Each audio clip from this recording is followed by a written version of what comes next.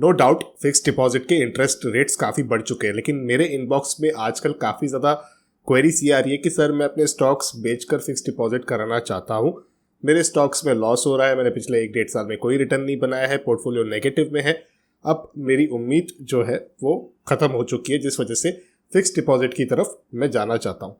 आपको हमेशा asset allocation पे ध्यान देना है दोस्तों। बहुत ही छोटे छोटे जल्दी जल्दी इवेंट्स पे आपको निराश कभी नहीं होना है। मैं ये कभी नहीं कहता हूँ कि फिक्स डिपॉजिट कराना गलत है, लेकिन अगर आपका असेट अलोकेशन आपको परमिशन देता है कि आप 25-30-35% इक्विटीज़ में रखें, जिसमें से 15-20% आप म्यूचुअल फंड के ज़रिए इन्वेस्टेड हो और 10-15% आपको स्टॉक्स के थ्रू इन्वेस्ट करना है, तो ऐसे में आपको संयम रखना होता है।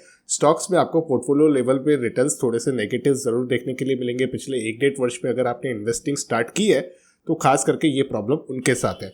लेकिन यहाँ पर आपको मैं ये बताना चाहूँगा कि अगर आप 7-8% के लालच पे अपने शेयरों को बेचकर यहाँ पर नुकसान बुक करने के बारे में सोच रहे हो, तो आपको ये गलती क्यों नहीं करनी चाहिए, क्योंकि यहाँ पर जो स्टॉक्स 40-50% करेक्ट हो चुके हैं, अगर वो दोबारा यहाँ से भागते हैं तो वो 70-80% तक आराम से भागेंगे। इसकी मैं डेमोन्स्ट्रेशन भी आपके साथ इस इन्फॉर्मेटिव वीडियो में एक्सचेंज करूँगा, तो आप बने रहिए मेरे साथ। शुरू करते हैं, आइए मिलकर सीखते हैं।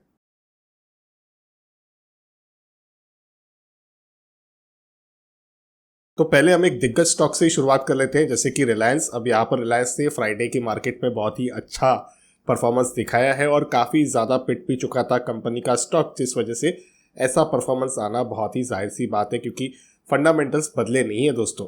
यहाँ पर मैं 2022 की बात करें तो तकरीबन इसका जो प्राइस था वो 2850 रुपये से भी ज़्यादा का था।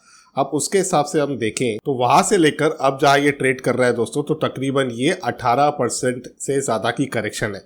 लेकिन यहाँ पर मज़ेदार बात क्या होगी पता है, अगर ये कंपनी का स्टॉक यहाँ से परफॉर्म करता है और यहाँ तक पहुँचता है दोबारा, तो ये तकरीबन 23% से ज़्यादा का गेन आपको दिखाएगा, क्योंकि अगर कोई चीज़ 50% गिर गई है तो अब उसे 100% बढ़ना पड़ेगा, तब जाके वो उस लेवल को अचीव करेगी।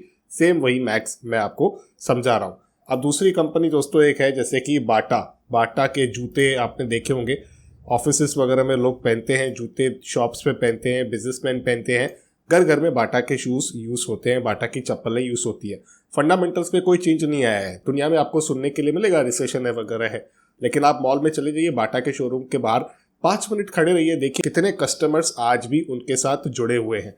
अब इस कंपनी के शेयर को अगर आप देखोगे दोस्तों, तो यहाँ पर सितंबर की बात करते हैं जहाँ पर 2000 रुपये से भी ऊपर ट्रेड कर रहा था इस कंपनी का स्टॉक, और वहाँ से लेकर अब तक 28.59% के आसपास की गिरावट हो चुकी है। लेकिन अगर इस कंपनी का स्टॉक दोबारा उस लेवल पर रीच करता है, यानी कि इस लेवल को ब्रेक करता है, तो डेफिनेटली यहाँ पर जो गेन है दोस्तों वो तकरीबन 40% से ज़्यादा का बनेगा। तो ये चीज़ें दोस्तों आपको समझनी पड़ेगी। ऐसा नहीं है कि आप आज सस्ते में माल बेच दो और कल जाकर महंगे में दोबारा माल आपको खरीदना पड़े।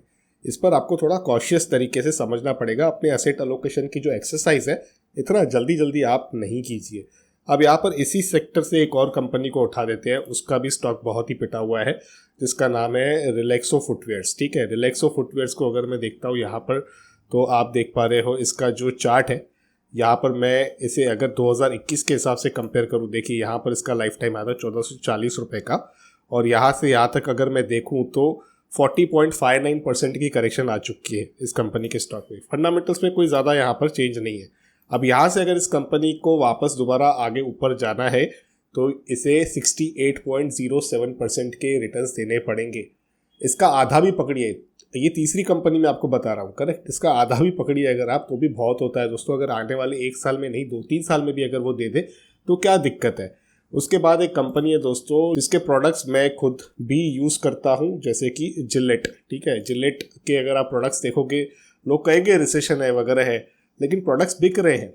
आपके घर में भी इस्तेमाल होते होंगे, मोहल्ले में इस्तेमाल होते होंगे, सलून में जाते हो वहाँ पर आपको जिलेट के काफ़ी प्रोडक्ट्स देखने के लिए मिलते हैं। और अगर रिसेशन है भी तो क्या लोग दाढ़ी नहीं बनवाएंगे क्या? ये सब चीज़ें चलती रहेगी दोस्तों। अब इस कंपनी के स्टॉक को भी अगर आप देखोगे तो यहाँ पर 6200 से करेक्ट होते होते अब जाके पहुँचा है 4300 रुपये के आसपास की रेंज में, जिसका मतलब 30% के आसपास की करेक्शन हो चुकी है यहाँ पर। अभी इसी कंपनी के स्टॉक को अगर ये लाइफ टाइम हाई अपना तोड़ना है, यानी कि जो ये हाई मैं आपको बता रहा हूँ उसे अगर तोड़ना है, तो यहाँ पर कंपनी को 43.25% के रिटर्न्स बनाकर एटलीस्ट मिनिमम देने पड़ेंगे। अब भले 2 साल में करे, 3 साल में करे, क्या दिक्कत है। अब एक दूसरी कंपनी है, 5वीं कंपनी जो है HDFC AMC। HDFC AMC company के भी जो स्टॉक हैं दोस्तों काफ़ी ज़्यादा पिटे हुए हैं। यहाँ पर अगर आप देखोगे तो तकरीबन 3,300 के भाव चला करते थे और इस समय 1,718 रुपये के भाव पर पहुंच चुका है। 48.84% का ये करेक्शन दिखा रहा है दोस्तों चार्ट्स पे। और यहीं पर अगर इस कंपनी के स्टॉक को परफॉर्म करना है यहाँ से, तो तकरीबन इसे 97.26% के रिटर्न्स बनाकर देने पड़ेंगे, जो कोई बड़ी बात नहीं है इस कंपनी के लिए। बहुत ही अच्छे ग्रुप से बिलोंग करती है कंपनी। और यहाँ पर अगर आपको लगता है कि AMC के बिजनेस में आगे ज़्यादा स्कोप नहीं है, तो ये सोच आपकी गलत है। क्यों? मार्केट को आज नहीं तो कल ऊपर जाना है दोस्तों। मार्केट ऊपर जाएगा, इनका AUM बढ़ेगा, इनका AUM बढ़ेगा, उसके हिसाब से इनकी कमीशंस बढ़ेगी, इनकी इनकम बढ़ेगी। ये आप बात ध्यान में रखिएगा।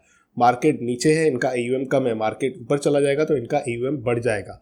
तो ये चीज़ें छोटी छोटी चीज़ें हैं जो आपको ध्यान में रखनी है। इन छोटी छोटी चीज़ों को अगर आप समझते हो तो इन्वेस्टिंग बड़ी सिंपल है। स्टॉक मार्केट से पैसा बनाया जा सकता है। कॉम्प्लेक्स काम की यहाँ पर ज़रूरत ही नहीं है। यहाँ पर कॉमन सेंस यूज़ करना है। जो चीज़ आपको सस्ते दामों पर मिल रही है उस पर आपको नज़र डालनी है, फंडामेंटल्स देखने हैं, मार्केट मैपिंग करनी है कि मार्केट में उसके जो प्रोडक्ट्स हैं, सर्विसेज हैं, वो किस हिसाब से चल रहे हैं। लोगों में उस कंपनी का जो ट्रस्ट है, उस ब्रांड का जो फेथ है, वो अभी तक कायम है कि नहीं है। अगर वो सारी चीज़ें हैं तो आपको डरना बिल्कुल भी नहीं है। यहाँ पर इंडेक्स को सिर्फ आप नहीं मॉनिटर कीजिए, क्योंकि बहुत बार इंडेक्स मिसलीडिंग होता है। आज के डेट में सबके पोर्टफोलियो डाउन है। मेरा अपना एक दूसरा सेकेंडरी पोर्टफोलियो था जो मैंने 2020 के बाद डेवलप किया था, वो भी तकरीबन 8.5% डाउन है। ऑफकोर्स उसमें मैंने टैक्स हार्वेस्टिंग में कुछ प्रॉफिट्स बुक किए थे, लेकिन ये part and parcel of the game है। यहाँ पर 1-1.5 साल में कोई रिटर्न नहीं बना है, इसका मतलब ये नहीं कि आने वाले 5-10 सालों में रिटर्न नहीं बनेगा। जब तक इंडिया की GDP की ग्रोथ होती रहेगी दोस्तों, स्टॉक मार्केट आगे जाना है, बढ़ना है। यहाँ पर अच्छी कंपनियों का अगर आप चुनाव करते हो, अपने इन्वेस्टिंग को सिंपल रखते हो और टाइम टू टाइम थोड़े कितने प्रॉफिट्स भी बुक करते रहते हो, तो आपका पैसा डेफिनेटली फिक्स डिपॉजिट से ज़्यादा बनेगा। लेकिन इसका अगेन मैं ये कह रहा हूँ, मतलब बिल्कुल नहीं है कि आपको फिक्स डिपॉजिट नहीं करानी है।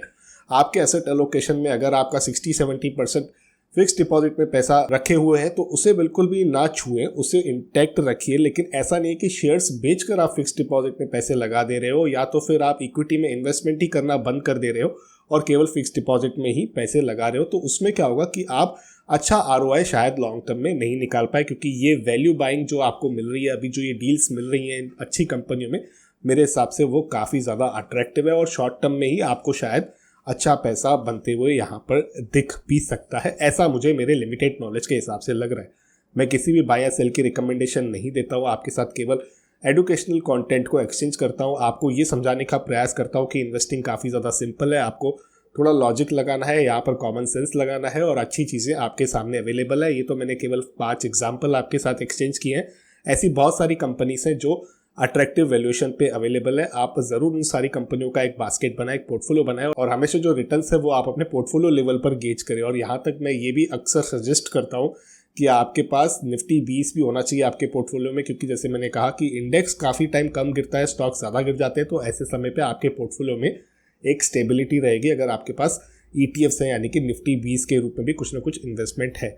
तो डेफिनेटली आप अपने हिसाब से अपने रजिस्टर्ड इन्वेस्टमेंट एडवाइजर के सलाह से कस्टमाइज़ करा सकते हो अपने पोर्टफोलियो को। आपके कोई क्वेरीज हैं, आपके कोई सवाल हैं, तो आप उसे नीचे कमेंट्स के माध्यम से लिख सकते हो। मैं उसे रिजॉल्व करने का पूरा प्रयास करूंगा। तो मैं आशा करता हूं कि ये वीडियो आपको पसंद आया होगा। अगर आप सहमति रखते हो तो वीडियो को लाइक कर दें।